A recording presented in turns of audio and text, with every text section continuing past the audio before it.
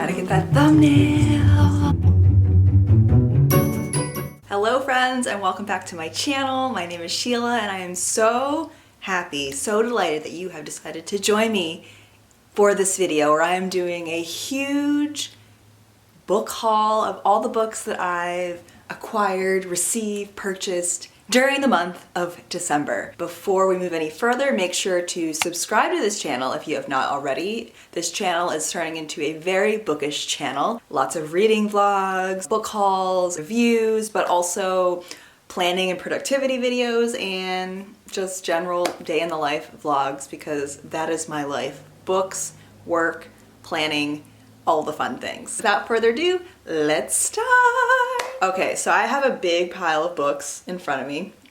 I'm not going to try and lift them because I've already done that several times for the thumbnail, but I thought that we would go by genre, I guess. So I have a total of 10 books, which is like insane. I was like counting them like before I started this video because I wasn't even sure how many books I had. So this haul actually would have been a lot bigger than what it is, but because I'm actually waiting on 2 books that I had to order because they weren't at the bookstore. So I'll mention those when it's appropriate to mention them. Let's start. I have lots of notes because I made sure to research the books, read the summaries, make sure I'm pronouncing names correctly. So if I pronounce a name incorrectly, feel free to correct me down below. I'm giving you permission because I want to say names appropriately. I think it's important to research people's names because it's rude if you don't know how to say their name. So I think what I'm going to do first is start with fantasy because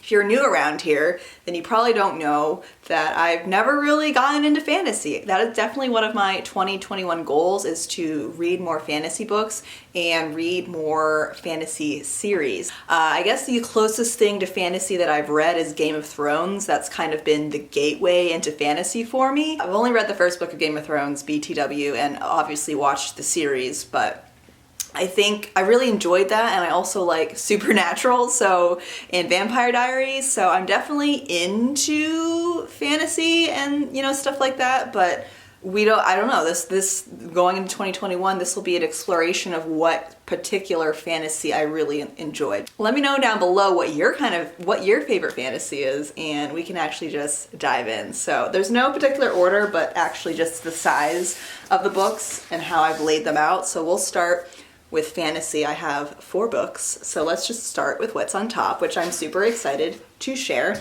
We have The Library of the Unwritten by A.J.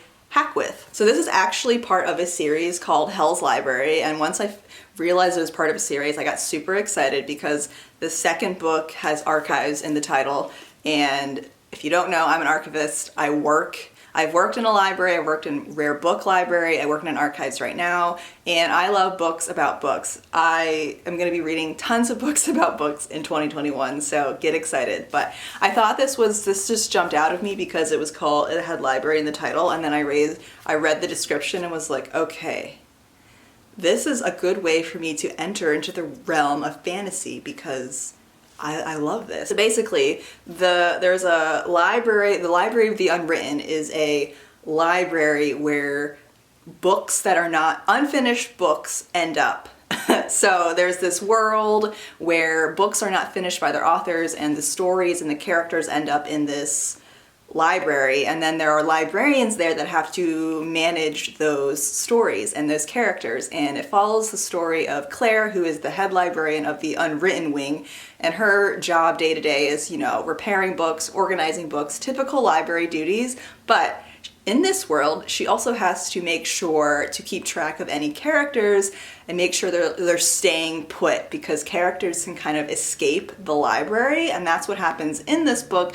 A hero escapes in search of its author, and it sends Claire down this whole spiral of trying to find him, but while she's on her way to find him, she is attacked by this person named this this creature named Ramiel, and Ramiel believes that they as in her crew that she's put together, believe that they hold the Devil's Bible, which is a powerful weapon in the struggle between heaven and hell. So yeah, I was just like, this is giving me supernatural vibes, and I'm really into this. So I'm really excited to read this. The author is also a queer writer, which one other thing I'm trying to do in 2021 is expand my reading into reading of diverse authors of all walks of life, whether it's, you know, Black authors, more Asian authors, definitely queer writers, you know, just trying to expand my lens and not just read books by white men.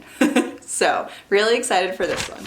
All right, the next book, which I'm super excited about, is Jade City by Fonda Lee. We have another series, folks. This is part of the Green Bone saga, which I believe is 3 books. After Jade City, you have Jade War, and then Jade Legacy, which I believe is coming out in 2021. So I've already ordered Jade War, and that would have been another book in this haul, but it is on back order and I'm waiting to receive it. So for now, we just have Jade City. And I heard about this book through the Peruse Project. I'll link her channel down below. Her description of it, and it was something I never heard of before, and I didn't think it would be a kind of book that I would be interested in, but I just loved the description of it, and the fact that Fonda Lee is a martial artist just added more of the intrigue in it. Again, trying to read more Asian authors. She's actually Canadian, of Asian descent, and let's actually get into the plot of this. So basically it is about warring families, feud, politics, and magic. There is this made-up island called Kekon, and the whole, like, all the people and the, like, races and communities and the geography is all made up. There's a fun little map in here as well. So yeah, Fonda Lee created this Asian-inspired metropolis. The whole story revolves around warring families that are trying to get in control of Jade, that provides superhuman abilities to certain people that possess the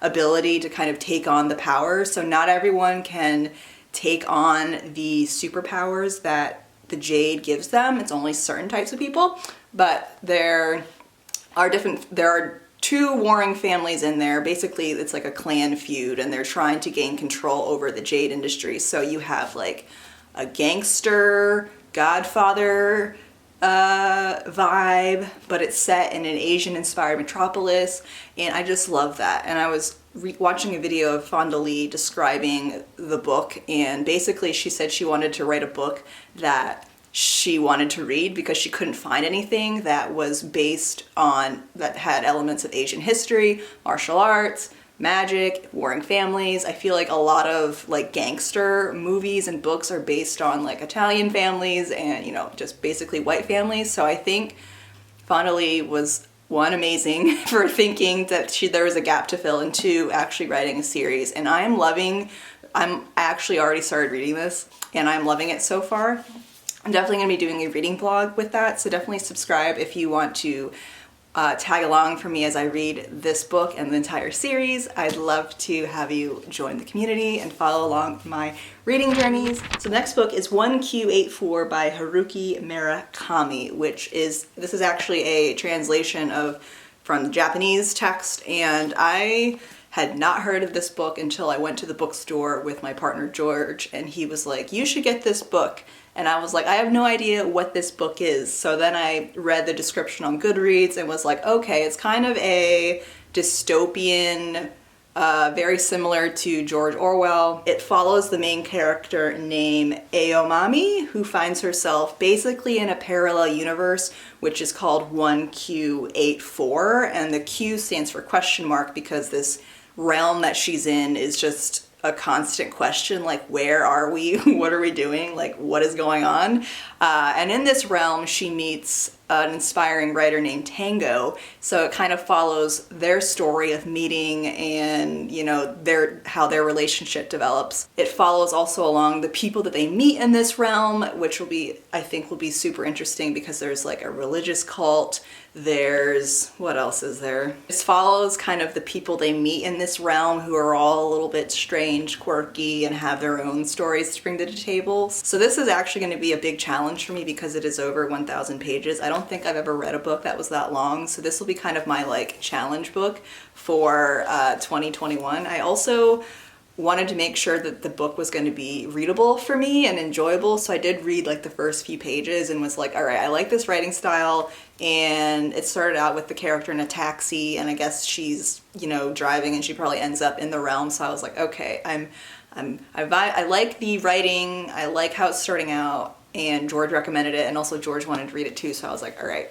I'll get it. So that is 1Q84. All right, and the final book of our fantasy genre, which actually is a horror book, is House of Leaves by Mark Z. Danielewski. So this book, which I'm sure is well known, you've probably heard of it, you might have read it already. It has been on my TBR for like since college. It's been on my TBR for like 10 years, and I just never read it. And George got this for me actually for Christmas. So basically it follows a family that moves into this house, and then they discover that the house is larger on the inside than it is on the outside. And then they kind of, you know, it follows the story of what's going on in the house, which is basically bad things, because again, it's a horror book. I think the story definitely sounds interesting. Like, give me any kind of thriller or horror or fantasy book involving like a house and I'm like already interested.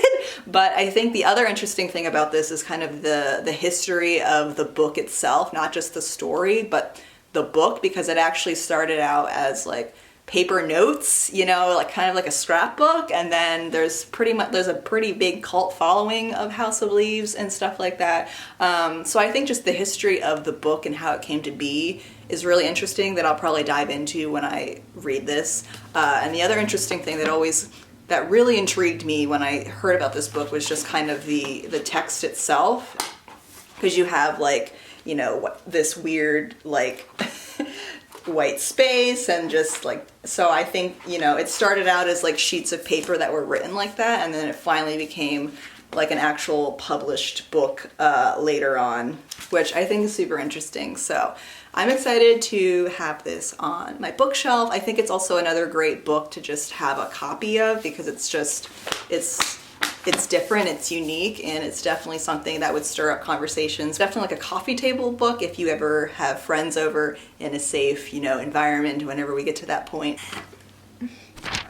All right, friends, moving on to our fiction category. I have 4 books that fall into fiction, and we'll start with the first one, which is actually historical fiction, and the other ones are not historical fiction. But we have The Arctic Fury by Greer McAllister. So this is a new book, and I was instantly drawn to the cover and the whole like feel of the book. Like, I'm into like, you know, I'm one of those people that are drawn to covers. Okay, so this book is set in 19th century United States, 1853 specifically, where the main character, Virginia Reeve, is asked by a woman named Lady Jane Franklin to bring together an expedition of 12 women to go into the Arctic to find her lost husband. So her husband was in this like expedition called the Franklin Expedition, who went up exploring in the Arctic, and they're lost. So his wife wants some other women to go find him, and I think it's really interesting that it's centered around women. So it follows Virginia, who's the main character, but also these 12 other women that are in the expedition who all have their own unique strengths, skills, and like stories that we learn about throughout the entire book, which I think will be super interesting, especially for the time period 1853, the fact of women, you know, going out into this strange and wild wilderness known as the Arctic. That's just not something you would think. Like in Victorian, in the 1800s, women were supposed to stay at home and, you know, not go outside. So I think this is a great story following strong women. But the other interesting thing is once they come back from the expedition, not all the women have returned. So then it kind of turns into a courtroom drama because Virginia is put on trial for murder. And you kind of get that aspect. So you have like the part one of the exploration of the Arctic, and then like the other part is she's on trial for murder. So I think it'll be really interesting to see Virginia's character as she is exploring, and then also when she's trying to defend herself in this murder trial. So this is really something that is, I love historical fiction, and I think this is something that will be a good winter read because it is set in the Arctic and also Boston when she comes back to the States. So excited for this. All right, so our next book is Queenie by Candace Carty Williams. So this is contemporary fiction. I'm trying to read more contemporary fiction in 2021, and I just love the cover for this book. I mean, just look at this cover of how the text goes in through her hair, and it's really eye-catching because, again, I'm attracted to covers. But yeah, I found out about this book through a booktuber. I'll link his video down below in the description. But this follows Queenie, who's a journalist,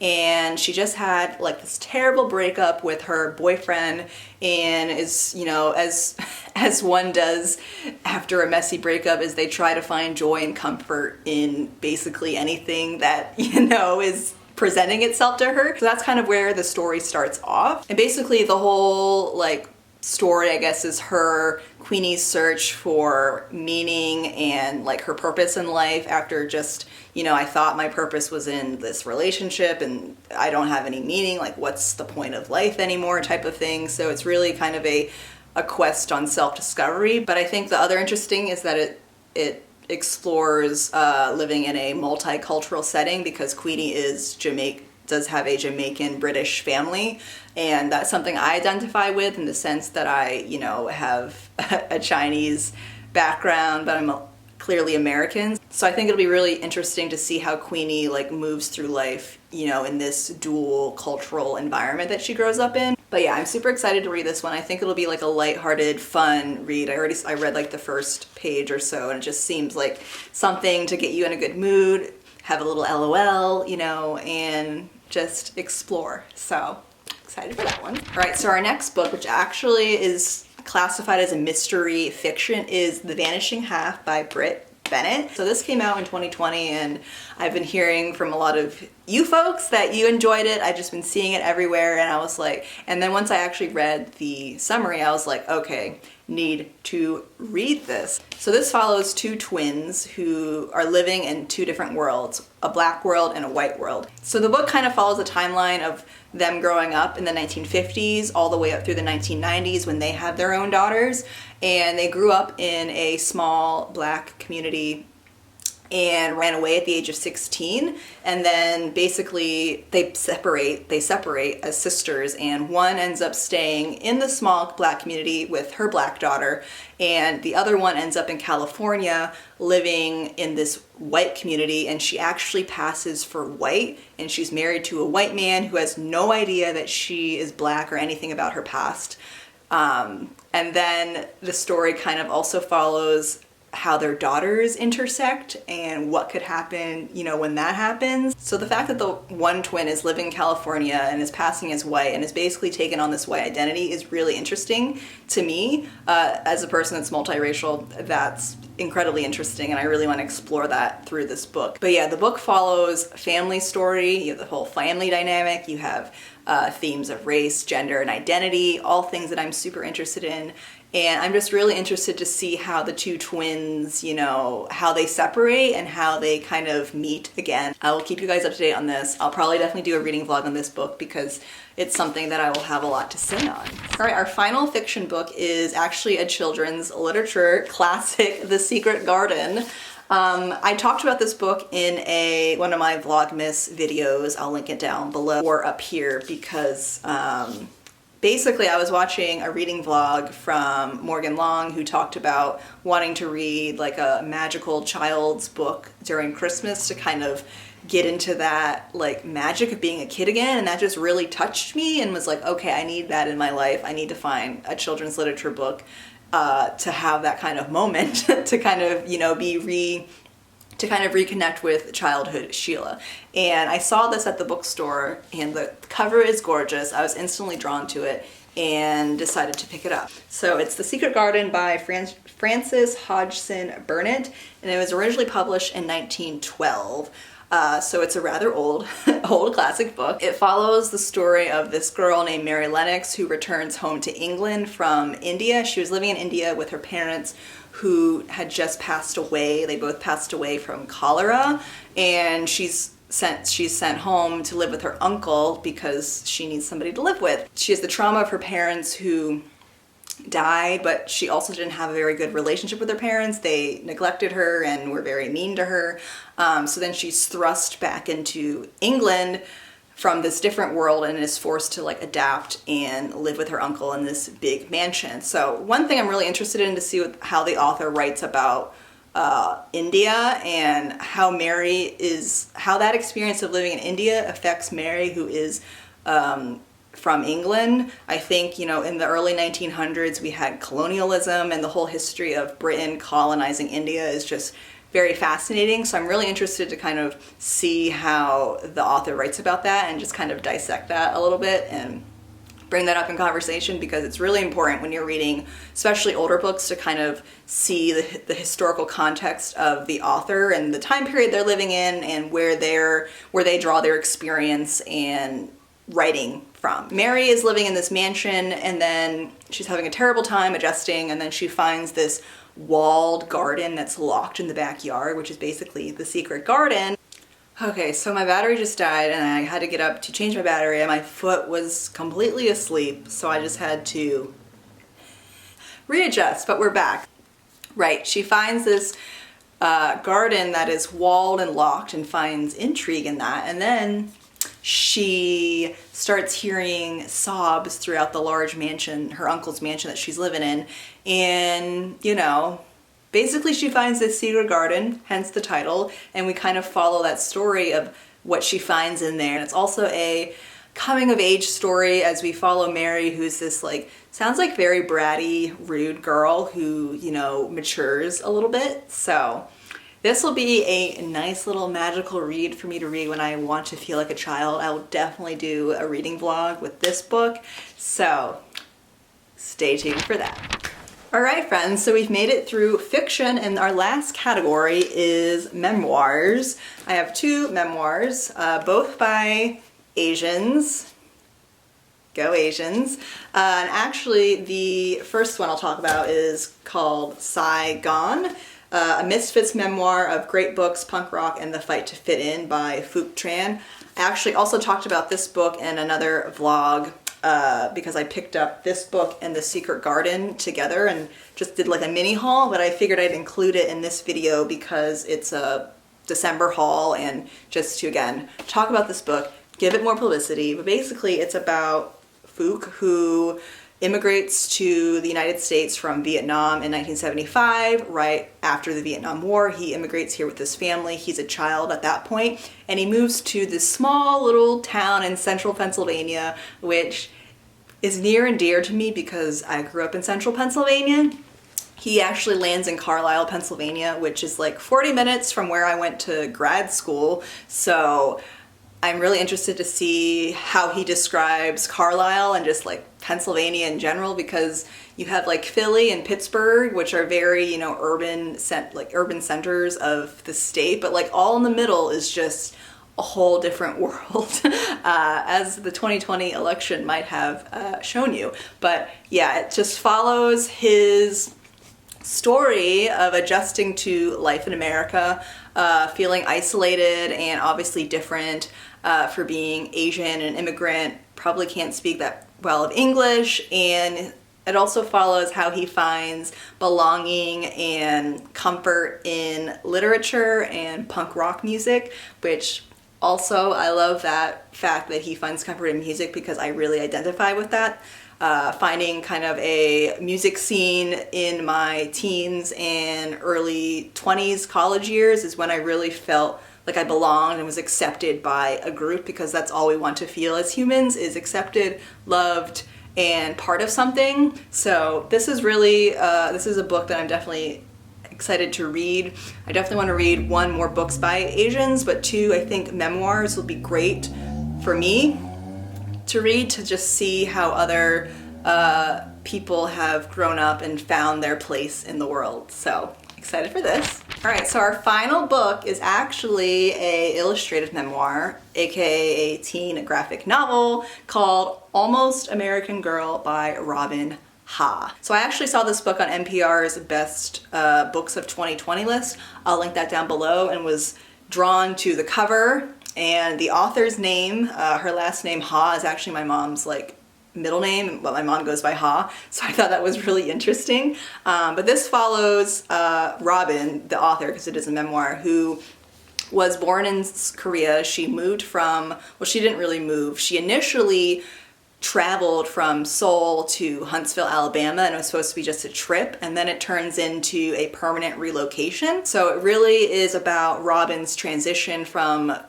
living in Korea to living in Alabama, and she doesn't speak English. She's really into comic books, and it also explores the mother-daughter relationship, which is something that I'm really interested in, specifically Asian mother-daughter relationships. So I'm really interested in reading that aspect of it. So yeah, it kind of follows Robin's relocation and her adjustment to living in America, and just not feeling like she belongs in this strange, world called Alabama. Again, another memoir following the themes of relocation and immigration and belonging and just trying to fit in and assimilation and all of those different themes, which I am really interested in exploring. And also, you gotta support your Asian authors. So really excited for this one. All right, friends, that is all the books. I cannot put them all up because it's just so heavy, but we can try and do this sort of Jenga thing. All right. Ooh. I didn't think I'd get an arm workout today, but here we go. Here are all the 10 lovely books that I've acquired in December. One book that I did not mention is The Midnight Library. That's what I'm waiting for.